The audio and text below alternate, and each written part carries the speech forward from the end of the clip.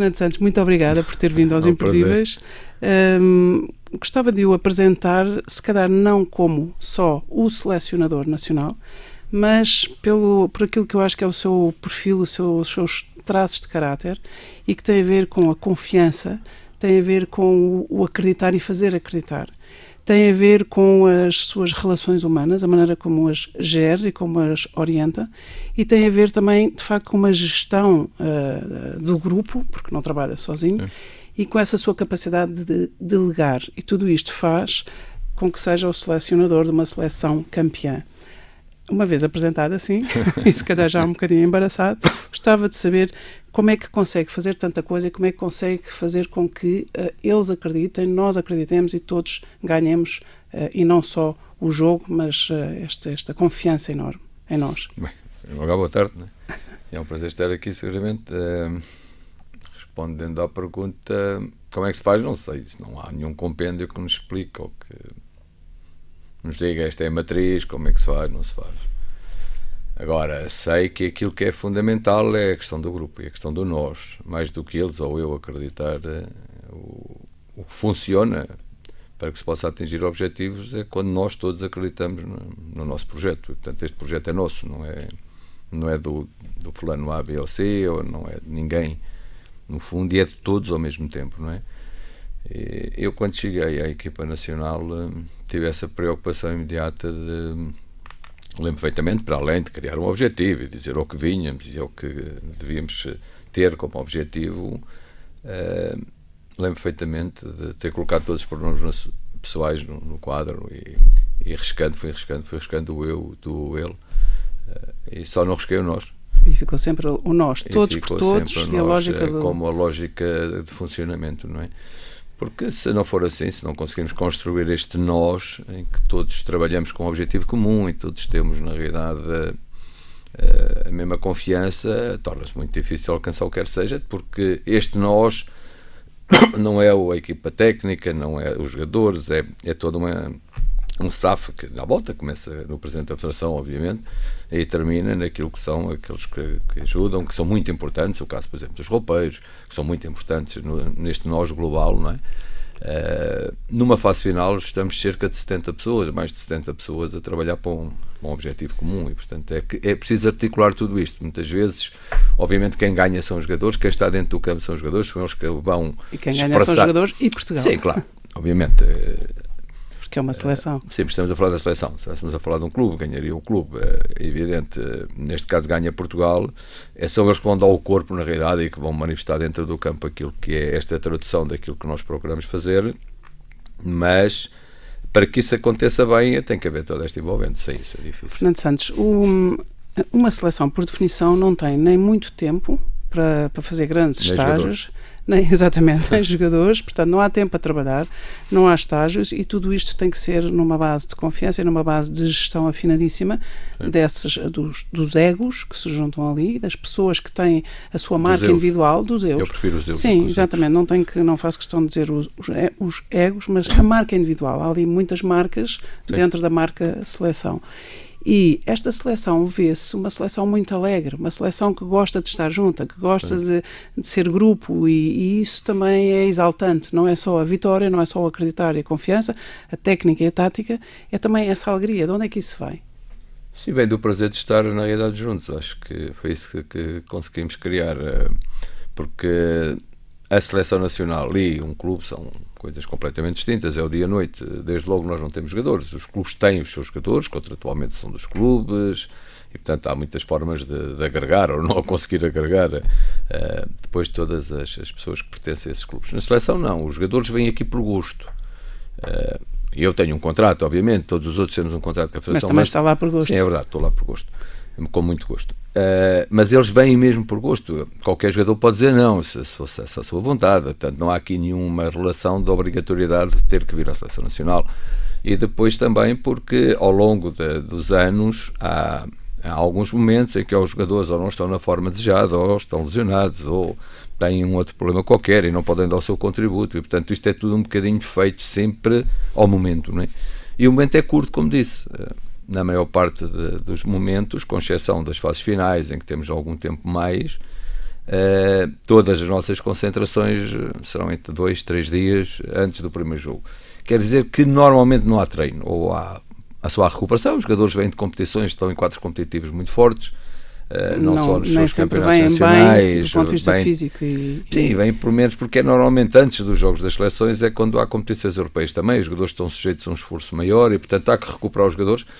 E, portanto, para que possa funcionar bem, é um pouco aquilo que tinha a ver com a primeira pergunta, há que, por um lado, eles terem esse prazer enorme de estar na seleção, o que, à partida, é fundamental.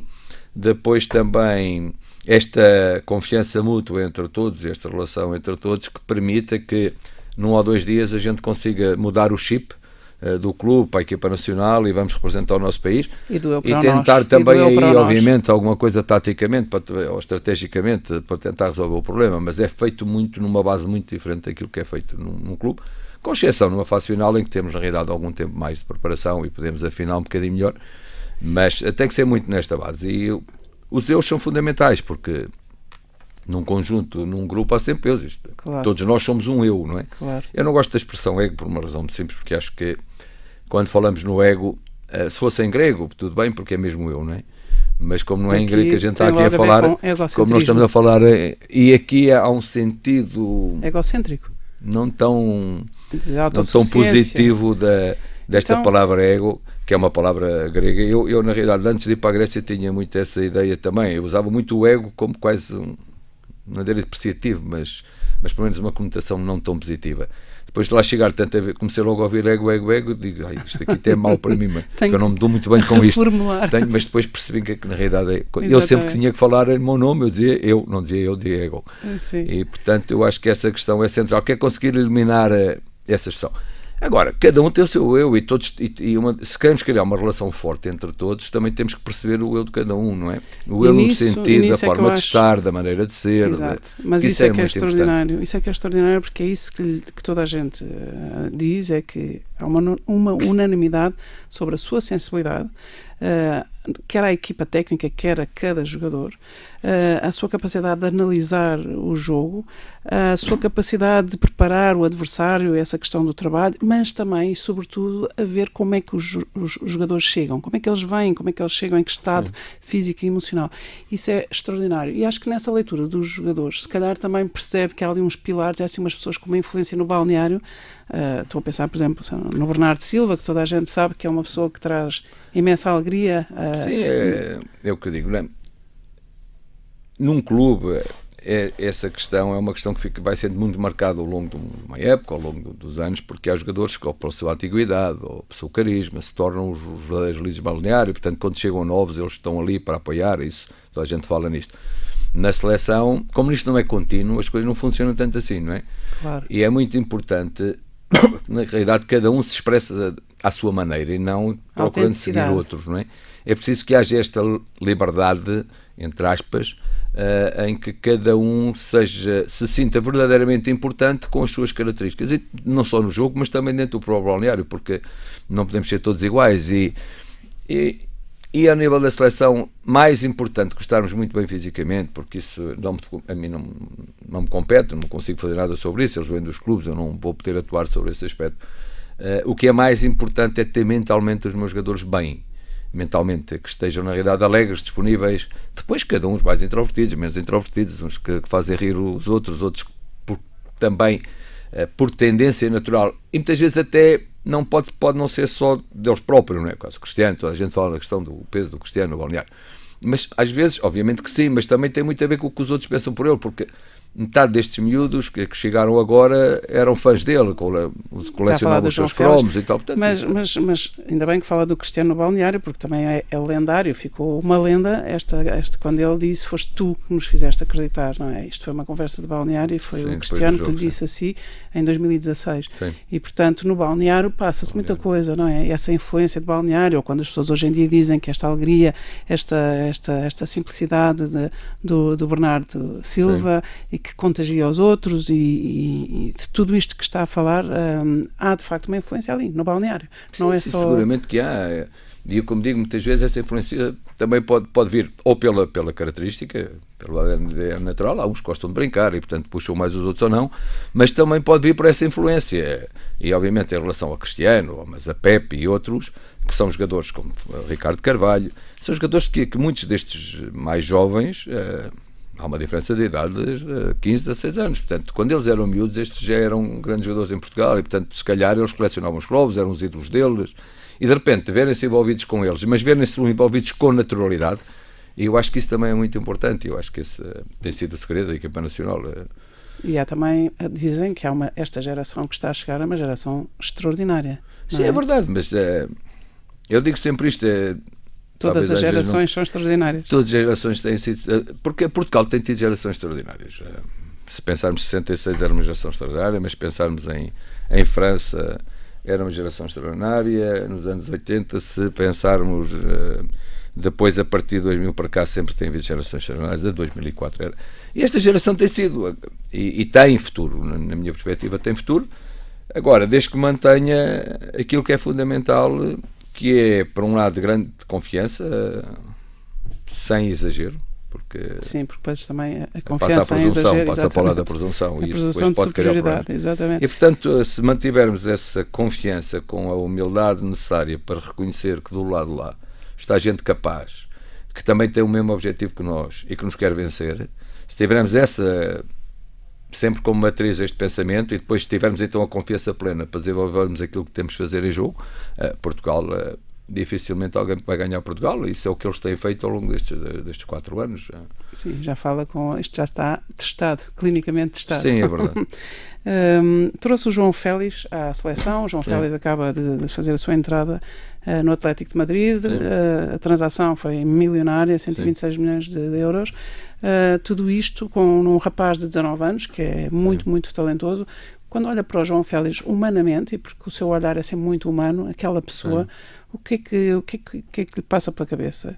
Este miúdo, se calhar não se perde em termos de jogador, mas esta fama, este dinheiro, isto pode dar cabo de um jogador, não necessariamente o João Félix, mas onde é que é o plano inclinado? A partir de quando é que uma pessoa percebe que este jogador pode estar em plano inclinado? Hoje acho que estão muito mais preparados do que estariam há 20, 30 anos atrás. Não porque sejam melhores ou piores, sejam melhor formados ou não, porque o seu caráter seja melhor, mas também porque a influência natural. Há 20 anos era raro sair-se, a experiência internacional era muito diferente, mesmo também o contacto não era como hoje. Há 30 anos a gente não sabíamos um pouco dos outros países, do que era o estrangeiro, como é que as coisas funcionavam, né? Hoje não, hoje isto é uma sociedade aberta, o mundo é aberto e estamos dentro do mundo sempre. Portanto, eu acho que eles estão muito melhor preparados para responder a estas questões. Mas mesmo assim, ficar um ídolo global, universal, à escala universal, de um dia para o outro... Sim, tem sempre o seu peso, mas se essa preparação for baixa, e por isso no passado, há 20, 30 anos atrás, vários jogadores de enorme talento em Portugal saíram e ao fim de algum tempo voltaram, mas não foi só em Portugal, houve muitos casos destes, porque não havia essa preparação, e então nós que temos sempre esta questão da saudade, da família, quando nos afastamos, hoje é tudo muito mais perto. Mas eu penso também na expectativa, não é? Imagine, se ele falhar, ou cada vez que ele falhar é brutal, não é? Sim, o peso é grande, mas ele tem que viver com isto. Essa é que é a questão central. Como é que se trabalha isso interiormente? Tem que se trabalhar, ele próprio tem que o trabalhar interiormente. É uma questão, é muito dele. Claro que pode ser ajudado pelos outros, a forma como o recebem, como o tratam, como o vão acarinhar, como são capazes nesses momentos menos bons, que eventualmente irão surgir, por sempre irão surgir alguns momentos menos bons, o sejam capazes de apoiar, mas também nos momentos às vezes de superação, porque muitas vezes nesses momentos também é preciso saber apoiar e não deixar que as coisas tomem um caminho que depois podem ser pior. Saber ganhar e saber perder. Saber criar este balanço entre aquilo que é a pressão que está sujeito neste momento, o que é perfeitamente normal, e aquilo que será o decorrer natural também da sua progressão da carreira. Já que é um bocadinho pai do João Félix, salve seja, porque eu trouxe à seleção, que conselho é que daria como pai? Humanamente, que conselho é que daria a este miúdo, que ainda só tem 19 anos? Sim, que fosse igual a ele próprio naquilo que é as suas características, a sua forma de estar, a sua forma de pensar, e que depois tivesse a consciência exata de que a vida não é só rosas, quer dizer, e que para se conseguir alcançar o que se deseja, para além do talento, é preciso muito trabalho. muito trabalho, na minha perspectiva, humildade. E humildade não é subserviência, não é sentir-me inferior a ninguém, não é nada disso. Há pessoas que confundem um bocadinho humildade com Acha subserviência. Que a humildade é o que está a faltar ao Neymar, por exemplo? Quando falta ao treino e quando se não sei se é humildade, se é pressão que vem de fora. Eu sei é que a humildade neste sentido que é, eu acredito em mim e respeito os outros, é um bocadinho isto, não é? E essa capacidade, se nós tivermos essa capacidade, porque não é sentirmos inferiores, porque isso também não nos vai ajudar em nada. Se tivermos esta capacidade, e eu acho que isso é fundamental, as coisas irão ser resolvidas. Agora terá que ser sempre apoio, porque ele tem 19 anos, isso é evidente. O talento é o talento, mas depois há toda uma fase de crescimento da vida natural que nós não pomos pôr de lado, não é? Nós também já passámos por isto. Não é? O que é que estava a fazer quando tinha 19 anos? Não, estava a estudar, jogava no Benfica, penso, ou já no Estoril com 19 anos. E lembra-se de se o seu pensamento era um pensamento já muito estruturado? Sim, era. Eu desde muito novo tinha um pensamento estruturado, mas obviamente mas muito responsável, que há depois momentos, sentido... sim, responsável, porque eu fui para o Instituto muito cedo, 17 anos. E, portanto, e tinha como objetivo claro, até pelo aquilo que eram as imposições do meu pai, boas imposições. Quais é que eram? Que era ter que estudar. E claro. Eu tinha feito um acordo com ele antes de jogar para o Benfica, fiz um acordo com ele porque eu não me queria deixar de jogar para lá. E eu tinha acabado de entrar para o Instituto nesse ano e, portanto, fiz um acordo com ele que nunca podia chumbar.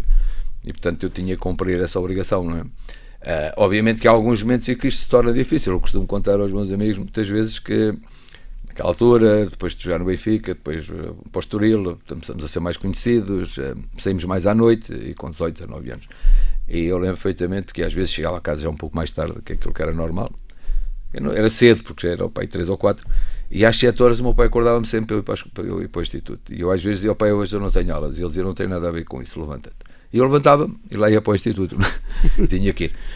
Mas isso deu frutos. Claro que deu frutos, quer dizer, mas eu tinha a noção exata de que eu não sabia se ia ser profissional de futebol, eu nunca tive essa, ao longo da minha vida, com exceção de 2 anos, eu tive essa noção que queria ser profissional de futebol, por razões que tinha a ver até com a constituição de família e entender que economicamente era mais favorável à minha família, mas eu sempre, o meu objetivo era terminar o meu curso e poder ter uma profissão onde eu pudesse, na realidade, desenvolver depois toda a minha vida. Portanto, o meu pensamento esteve sempre estruturado nessa base. Mas há momentos em que tudo isto se põe em causa, principalmente quando se tem 18, 19, 20 anos, não é? Claro. E quando se ganha mais do que aquilo que é comum, não é? Eu lembro perfeitamente, fui posto a ganhar, sei lá, 4 contos era 1972, dinheiro. Era imenso dinheiro. E, portanto, há aqui momentos em que nós abanamos um pouco, por isso eu digo que toda a nossa envolvente é muito importante, não é? Mas teve sempre uma profissão, ou seja, acabou o curso? Sempre tive uma profissão, sim. Sempre tive duas, por acaso. Exato, sempre teve duas. Sempre exerci 2 profissões em simultâneo. Então, uma mais no mainstream, digamos assim. Sim, uma como engenheiro. Eu só fui, durante 2 anos, entre 77, que foi quando terminei o meu curso, e 79, eu fui profissional exclusivamente só na área do futebol. Depois, mas sempre com a ideia que começava, devia trabalhar, apesar de que as coisas estavam a correr bem e, portanto, tinha condição para... E aí já estava casado? E que eu casei em 78, eu fiz 41 anos de casado, meia dúzia de dias Parabéns. atrás. Obrigado. Maravilha. Graças a Deus. E portanto, eu estava um pouco estruturado aí, sim, para manter no futebol pelo menos alguns anos. Depois eu estava no Marítimo nessa altura... houve um problema familiar, a minha mãe passou por um problema complicado, um assalto em Espanha, ficou um pouco com problemas, até estava a ser tratada por um psiquiatra lá no Funchal. O meu pai estava cá em Lisboa, tudo aquilo era um bocadinho complicado. E nessa altura surgiu-me um convite que foi muito importante para a minha vida. O José Benito Garcia, que era na altura o presidente do Estoril Praia, convidou-me para regressar aqui ao Estoril. E eu...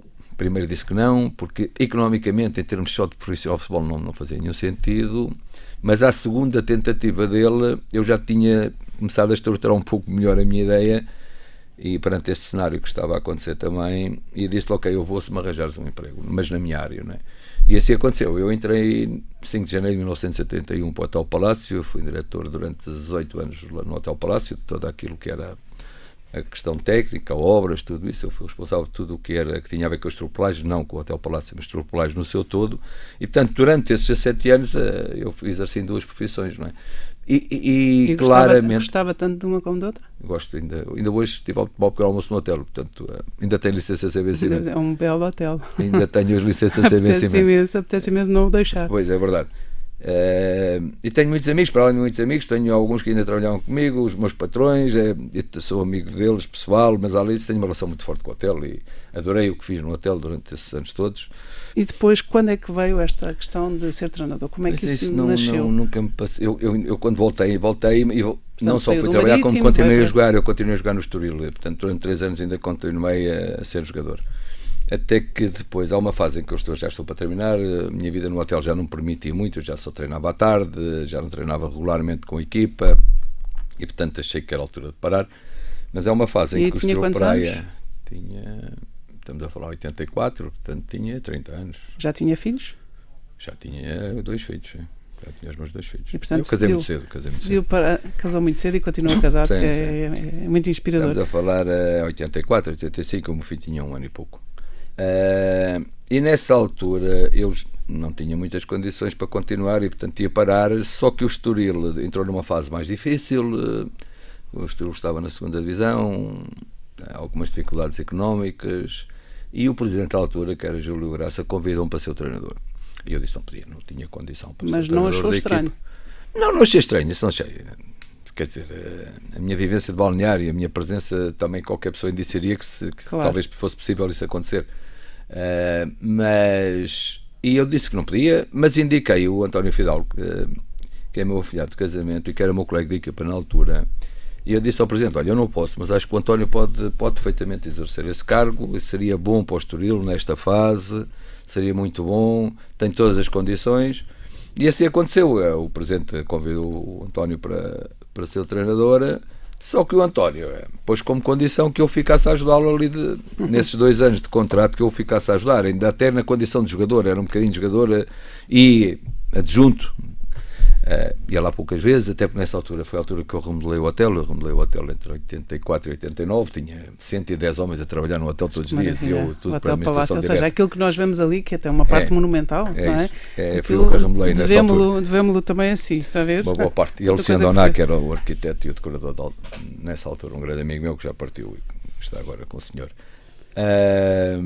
E portanto foi uma fase, só que depois eu estava ali, ajudava, ia lá de vez em quando e tal. Aliás, que havia uma história muito interessante, porque o diretor na altura era Manuel Lai Quintas, um grande amigo meu, na altura era meu diretor, já é grande amigo meu, e te ligava muitas vezes lá para o meu secretário a perguntar por mim, era a altura das obras e tal, preciso falar com o engenheiro, onde é que ele está? E ele dizia, ele está na Pedra. Foi à Pedra. E um dia eu cheguei lá ao gabinete e ele disse, engenheiro, mas vais sempre para a Pedra. Eu disse ao seu Quintas, sabe que todos os andares das casas de banho é tudo em pedra, o chão é em pedra, isto é feito ali em Pedro Pinheiro, eu tenho que ir lá todos os dias ver como é que as coisas estão a correr, não é nada. Às marmoreiras. Portanto, aquilo era um bocadinho, eles sabiam que eu treinava, sabiam que eu saía para ir para treinar, pois aquilo foi sempre andando ali. Até que o António foi convidado para ir treinar o Salgueiros, era uma equipe que estava na primeira divisão na altura, e faltávamos para aí a 6 meses do fim dessa época, e o presidente do Estoril e a direção do Estoril pediu-me se eu não me importava de até ao fim da época segurar, então... E eu fui falar com a administração. A pedra pelo relvado? Não troquei. Não. Eu nunca troquei. Eu só, quando vou para o Porto, é que deixo de trabalhar no Hotel Palácio. Só que eu vou falar com a minha administração. Tinha uma ligação umbilical ao Estoril Praia, porque o Estoril Praia foi fundado para o Estoril Praia, quer dizer, Forte Figueiredo. E falo com eles e digo, olha, pá, o que é que acham? Posso ajudar? Meu tempo está bem, 6 meses, ok. Quer dizer que só que 6 meses foram 6 anos e meio, porque entretanto fui ficando. Por alguma razão. Sim, por alguma razão, não só pelo gosto, como pelo seu... Conduzi a equipa à Divisão de Honra, depois conduzi a equipa à Primeira Divisão e depois até que fui despedido em 1994. Quer falar sobre isso? Sim, também não me choca nada, porque eu hoje tenho que dar graças a Deus por ter sido despedido, não é? Porque é o verdadeiro mal que vem por bem, não é? Porque se não tivesse sido despedido hoje estava no Hotel Palácio, isso é seguro, não é? Se o Presidente, na Quais altura, são os desentendimentos? em vez de me ter despedido, me tem dito, sei lá, olha, o Fernando, a gente quer alterar isto, estamos a falar em março, tu continuas aqui a ajudar, ou como diretor, sei lá, eu não sei se aceitaria ou não, mas o que é verdade é que eu teria continuado, e se calhar ficava como era aquilo que era a minha intenção, clara, que era continuar a minha profissão por aí, porque eu tinha uma vida estável, gostava do que fazia. naquilo que fazia. era bom no que fazia também, não tenho... Portanto, foi despedido e isso... Isso acabou por marcar, porque depois há uma primeira fase em que eu digo, pronto, acabou, não quero mais nada com o futebol. Não é por aqui que eu quero seguir a minha vida. Não é zanga, não era na realidade um bom objetivo. Eu lembro perfeitamente que eu nessa fase estava a fazer um curso de pós-graduação em manutenção. Portanto, a minha aposta clara, porque eu e mais 2 colegas meus, então, fomos dos primeiros a entrar nesta área na hotelaria, na engenharia de manutenção, e portanto, eu era dos primeiros e portanto tinha um peso já interessante. Entretanto, o hotel tinha sido comprado por Sr. Albacher, que tinha mais 6 ou 7 hotéis, do qual eu também já era o responsável. Portanto, a minha vida estava estabelecida por ali. E portanto, para mim, ok, se calhar até achei simpático, não é? Com duas exceções. Uma era que não sabia como é que havia de tomar banho em casa, porque durante aqueles anos todos nunca tomei banho em casa, portanto estava sempre habituado a de chuveiro, não é? E portanto, e a segunda é que ao fim de algum tempo comecei a sentir falta para já deste dia a dia, desse balneário. De balneário, 17 anos sem ter férias, quer dizer, porque eu tive 17 anos em que, na realidade, como exercia 2 profissões, guardava as férias do hotel para épocas do futebol, sábados e domingos estava de folga no hotel, mas tinha que ir para os jogos, portanto isto era sempre andar. Mas isso é uma retaguarda familiar incrível, ou seja, uma mulher, os filhos e a sua família aceitarem isso e acompanharem-no nisso. A minha sorte foi de casar com quem casei há 41 anos. Que maravilha. A minha foi fantástica em todos os aspectos, mesmo quando eu vou para o Porto mais tarde, e aí sim já na condição só de ser treinador de futebol, e fizemos uma reunião familiar, os 4, em que eu disse, olha, eu tenho uma proposta assim e tal, o que é que eu faço? E os meus filhos disseram perentoriamente, tem que ir, pai tem que ir. Eu disse, está bem, mas vocês responsabilizam-se de cá ficar, não é? Porque entendemos que não faria nenhum sentido naquele momento que a minha filha e o meu filho fossem para o Porto, já estavam, a minha filha para a faculdade, o meu filho estava com 15 anos, portanto estava numa fase... Já era difícil essa... Sim, mudar tudo.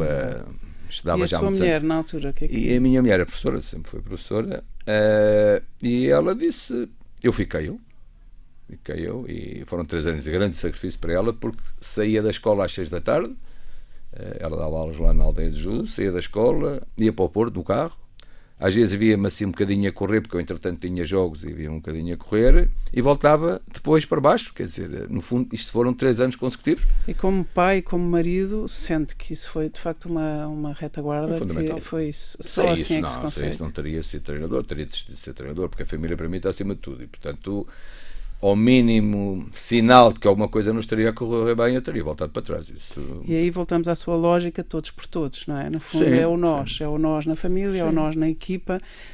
Voltando aqui à seleção nacional e aproveitando de estar aqui com o Fernando Santos hoje, depois do Paulo Bento e do Carlos sim. Queiroz, e houve tantas rupturas no meio, quando chegou à seleção, o que se sentiu foi que o Fernando Santos chegou e pôs todas as pessoas a remar para o mesmo lado. E isso como é que se faz?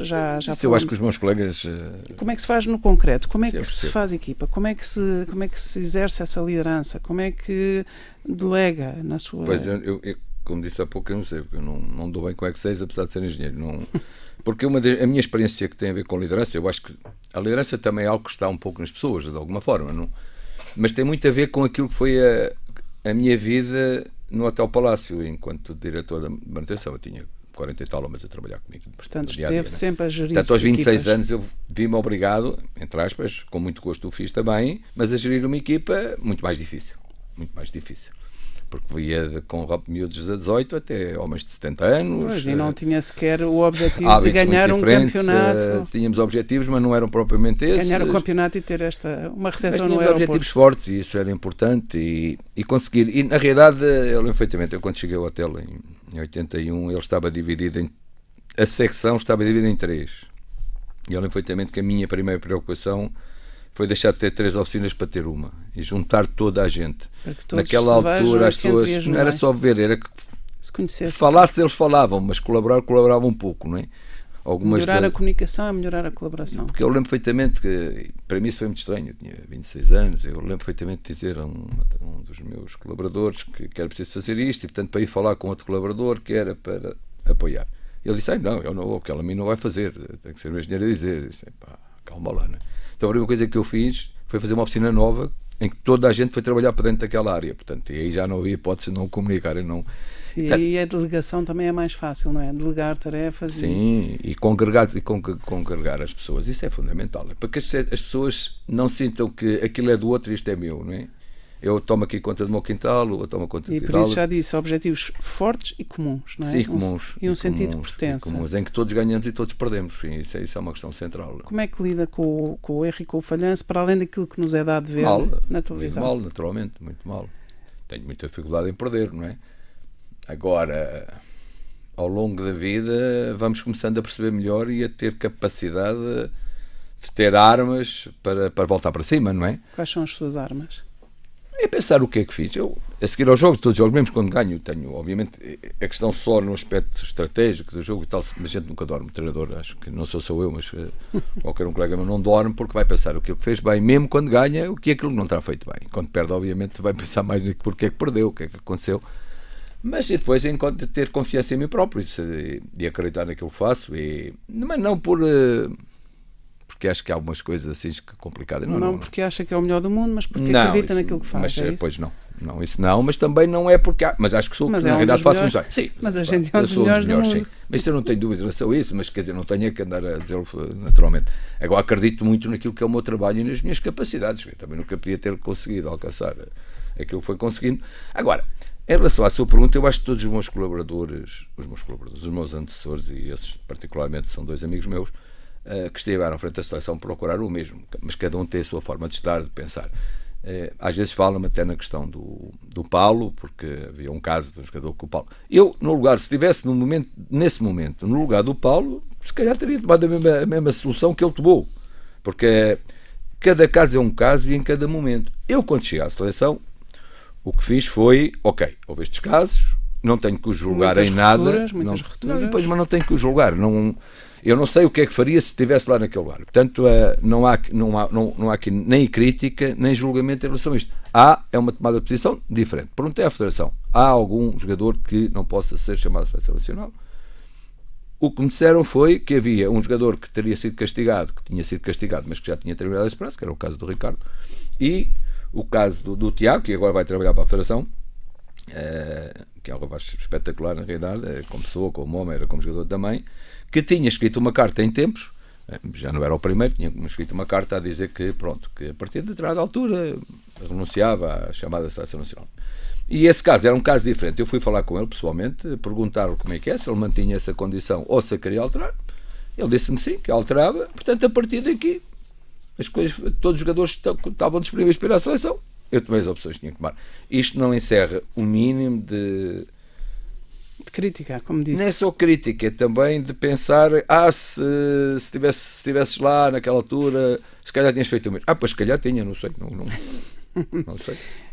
Então, voltando à questão de como é que se lida com o erro, com o falhanço, como é que se consegue também chegar e estar a jogar entre os melhores, não é? Ou seja, os Final Four era a Holanda, Inglaterra, Suíça e Portugal, não é? E portanto, estamos os melhores entre os melhores e depois ganhar isto, agora na Liga das Nações, mas isto tem que ser, estas conquistas são sempre feitas de falhanços. Não são? Sim, evidente, mas no futebol, o futebol é um jogo de erros. Como é que ajuda o seu... É um jogo de erros. Então, jogo de erros. O futebol é um jogo de erros, é muito bom. Então vamos dissecar os erros. Quem errar erros. menos vai ganhar, porque se não houvesse erros, os jogos eram sempre 0-0. Não havia outra hipótese.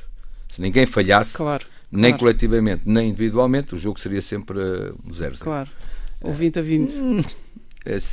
Há sempre um... Eu não direi a 100%, porque diria 99% ou 90%.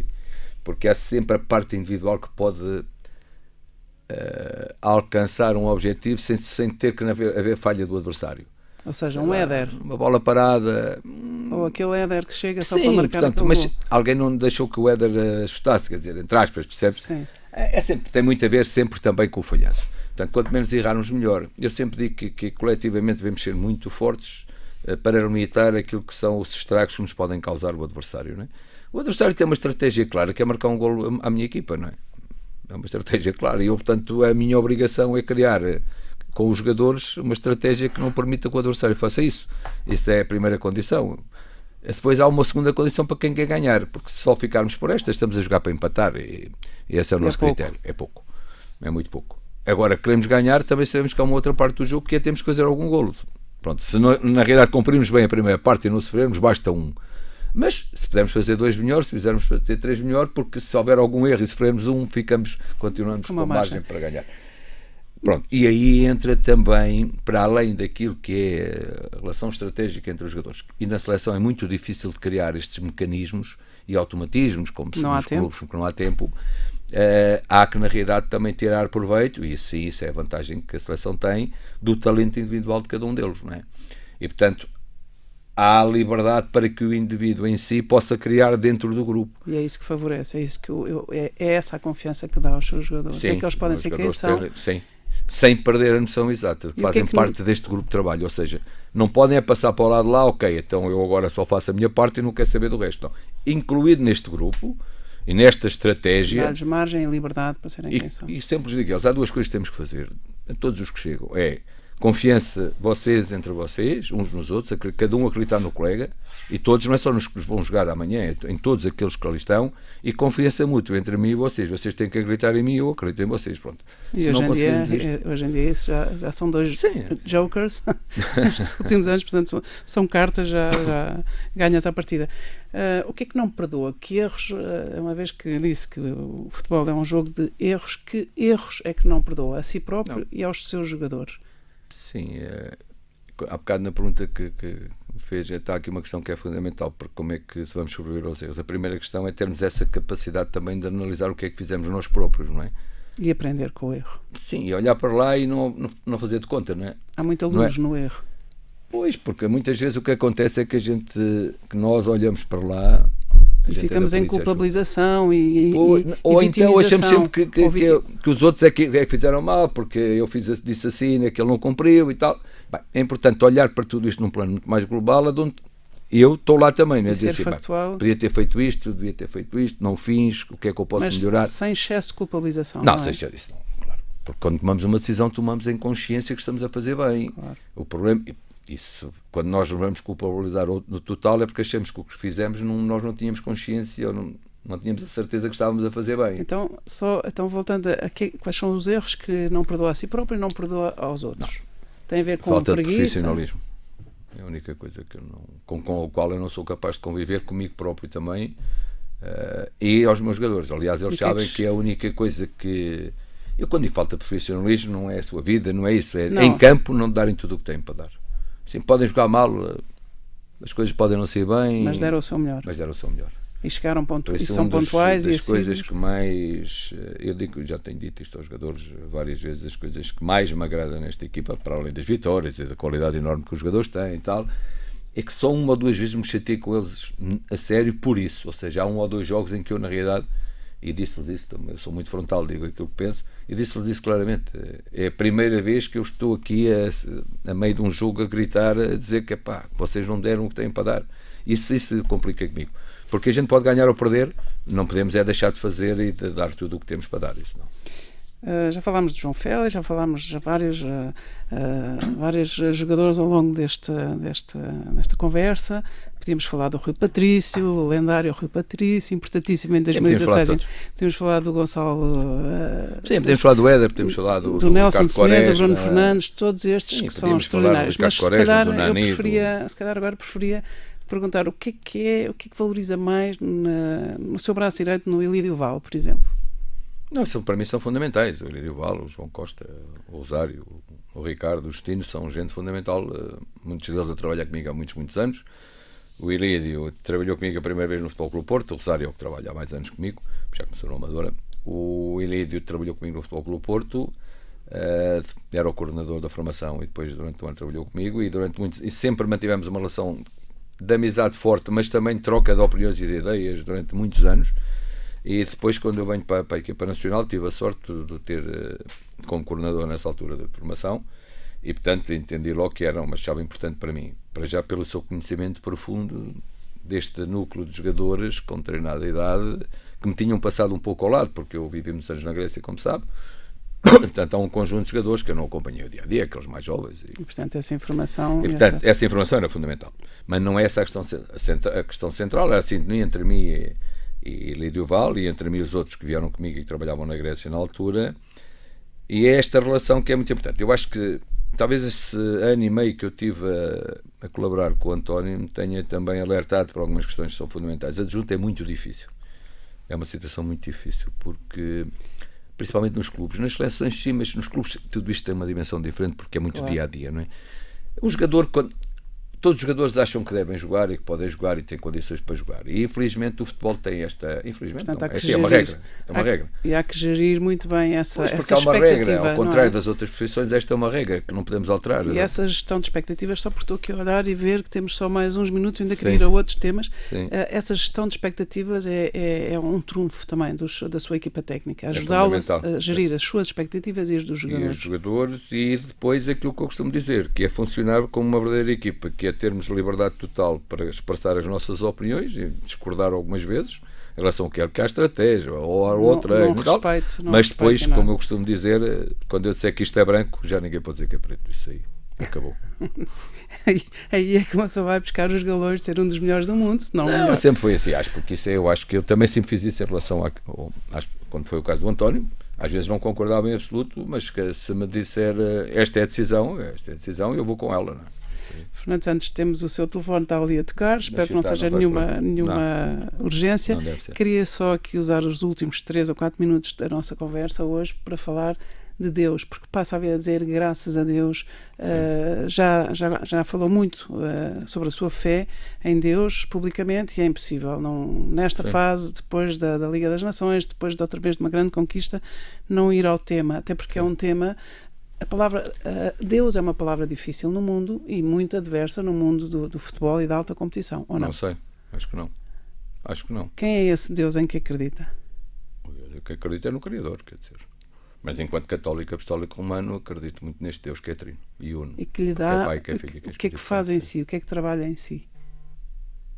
Trabalha tudo. Onde é que o leva? Onde ele me quiser levar.